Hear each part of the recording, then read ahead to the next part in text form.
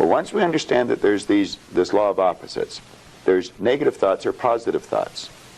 As the thought energy flows into our mind, we decide what we're going to think.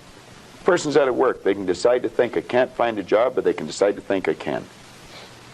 If they're thinking, I'm going to find one, then they'll start attracting a train of thought to them, figuring out how to find it.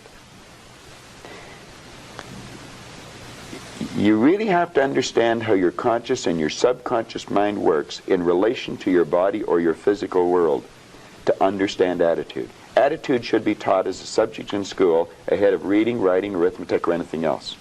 Because it's a person's attitude that's going to determine the marks they get. Okay, maybe part of attitude or related to attitude is this business of self-image, which you talked about. Yeah. Well, that would, like we were talking about success principles, and I was saying you got to get the winning attitude, you've got to set a goal.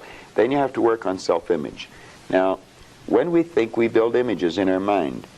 Dr. Maxwell Maltz discovered the self-image concept as we know it today. In 1960, he was a plastic surgeon. And he realized he was operating on people. He may have removed a nasty scar from their face.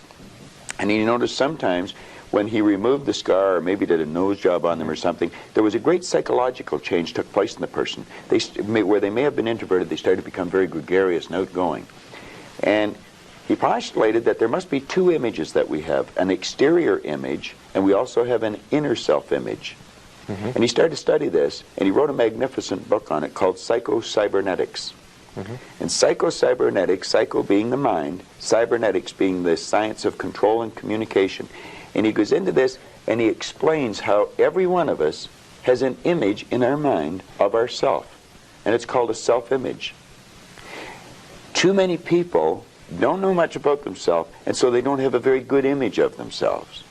And you'll often notice that people will shy away from you. They won't look you in the eye. They'll look down or look up. They'll never try to do anything of any great consequence because they don't think they can. They have a poor self-image.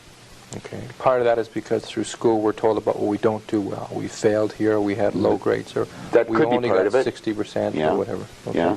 I think there's been a great disservice done with the IQ test in that respect when you're bringing out school. Binet, the Frenchman, back around the turn of the century, invented the IQ test, and then we brought it over from Stanford.